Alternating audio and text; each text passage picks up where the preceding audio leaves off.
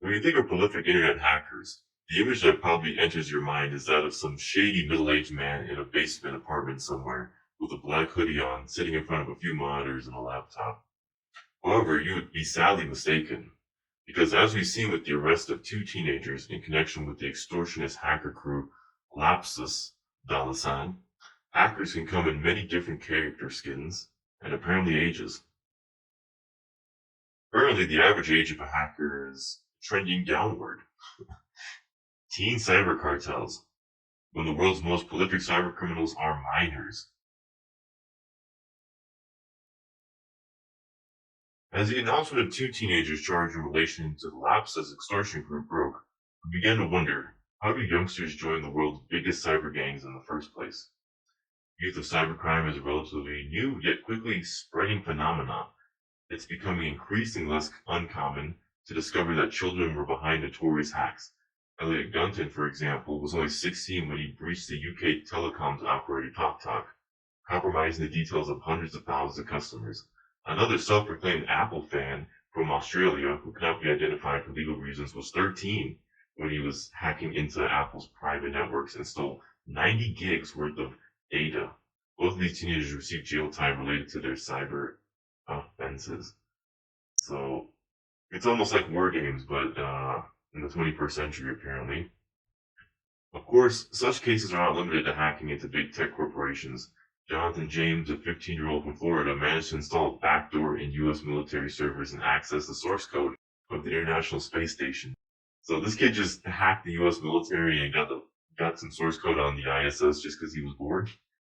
Other kids simply using malware to pull off pranks on each other without fully recognizing that it's still illegal. These kids grow up in an online world and become proficient in programming and cyber skills well before they reach their teens. John Gunn, CEO of Token, told Cyber News. But we're going to watch about the story of this 15-year-old who managed to hack NASA and what they did to the poor kid. I mean, running up on him with some SWAT team, that's... Back in 1999, at the age of 15, Jonathan James managed to install a backdoor in US military servers and access the source code of the International Space Station. Better known by his internet alias Comrade, James managed to find vulnerabilities and establish a backdoor into the US Department of Defense 23 years ago. We did this 23 years ago? I mean, damn, they should just give him a job on the spot. Like, you were able to defeat military-level cybersecurity protections? Come on board. Entranced by the possibilities of computing, James has used hacking for his own benefit years before his daring hacking of the US government. But while he managed to get away with hacking school PCs to alter his marks, hacking NASA didn't go that well. Once the agency discovered James's tampering in their systems, it took them a 3-week investigation and over $40,000 to find the young hacker. So they had to spend $40K to find him. I wonder what he actually did when he got into there. Was he just like looking at pictures of the moon? Did he figure out that the moon landing was actually fake? Is that why they spent an exorbitant amount of resources to track him down? Repercussions came knocking with bulletproof vests on. Special agents took James in, and soon, the teenager became the first juvenile to be sentenced for hacking. Compared to adults, who could have faced years of prison time, James was let out with a slap on the wrist, just 7 months of home arrest, and At least they didn't put him in big boy prison. That would have been the right move, huh? 2-year probation period. James's story doesn't end here though. In 2008, he was once again investigated in relation to hacks of Texas department store chain TJX. Even though James denied the involvement, the pressure of being investigated again might have been too much. In the May of the same year, James ended his own life at the age of 24. His suicide note said it was the only way for him to regain control.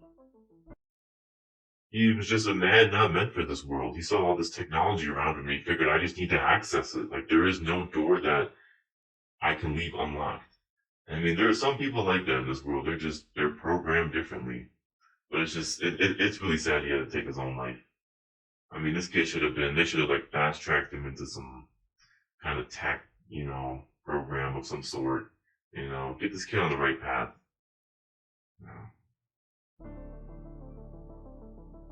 No, that's it. So what attracts teens to cybercrime? Well, I mean, they're teenagers, so they're always going to be up to no good, huh? I remember when I was a teenager, my God.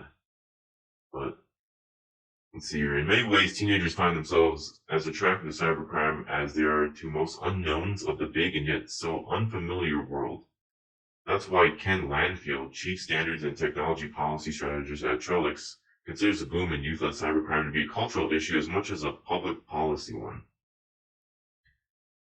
There is the challenge of hacking, the man, the excitement of potentially getting caught, the promise of prestige and even fame among their peers should they succeed. Add to this the prospect of money in their pockets, and you can see how irresistible cybercrime might be to many young people. Yeah. Or maybe they're just bored and they want to see what they can get away with. I mean, come on. They're not so enamored with adult themes like prestige and wealth. That comes later in life. Wells further explains how feelings of frustration and alienation and the burden of problems carried over from past generations creates a sort of attachment, a breed environment, an environment in which other people can easily be dehumanized, pushing teenagers into a type of crime they not feel as criminal as others. Yeah. How are teenage cyber criminals typically recruited? Hey kid, come over here. I got a job for you. You want some, I got some exploits right here. Come on, check it out, check it out. Nah. These kids are probably just bored. They're just trying to surf the net and see what's out there. There's ain't nobody going outside due to COVID. Nobody's going outside no more. See, lapses. But not lapses. They were an extortion gang. So these kids kind of took it a step further than just breaching and hacking to see what they could get away with, so to speak. This is a whole nother level. Hi, I'm AI Joe, the first artificially generated news presenter from cybernews.com. Oh, this dude's not even human. What's going on here? Wow. Okay. Man, AI is getting crazy out here. AI Joe. Oh no. I need AI Joe up in here, man. Needs to take care of the landscaping, so to speak. Maybe AI Jane as well too. But all right, I digress. Reliable source for regular cybersecurity advice, news, and opinion.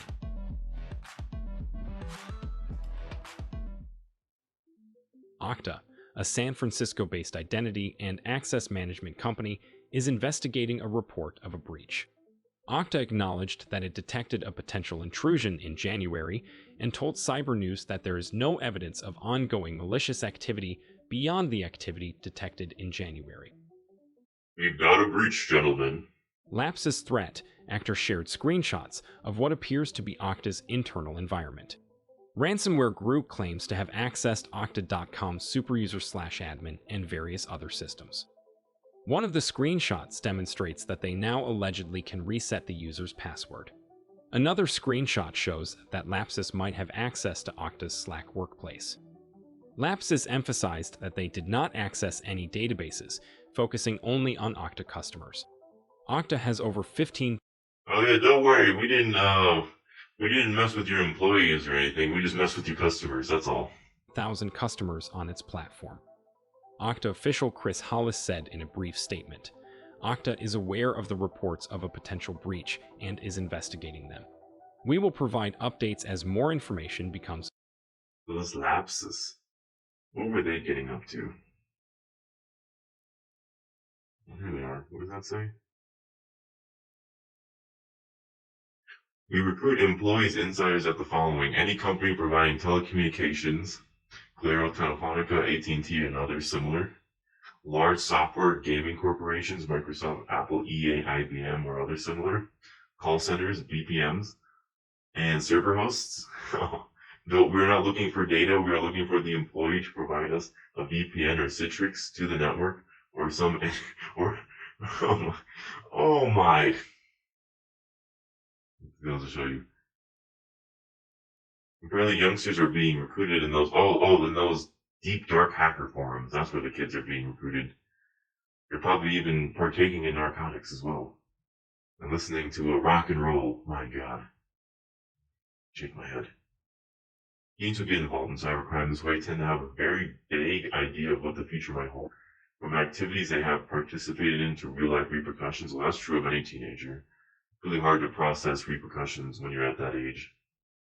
I don't think a lot of people end up ever being able to do that even to adulthood, though.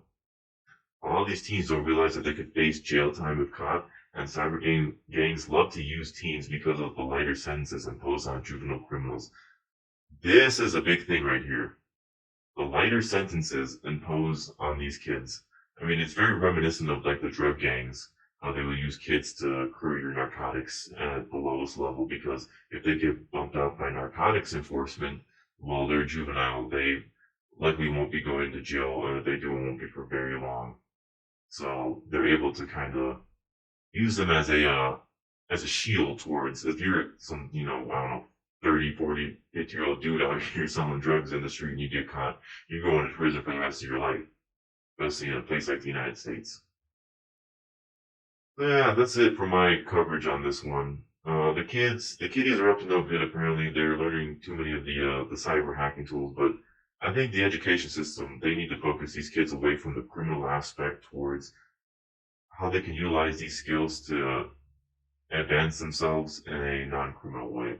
But you have to really get ahead of that because the allure of being like, kind of a bad boy and being like, hey, I hacked the U.S. military, I put a backdoor in there, I got the source code from NASA. I mean, that those kind of bragging rights, it's hard to it's hard to overcome that, so to speak.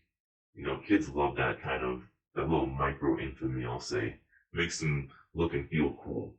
So. Alright, that's all for today. If you enjoyed this video, please like and subscribe and stay tuned. We'll be back for more. Have a good one. Peace.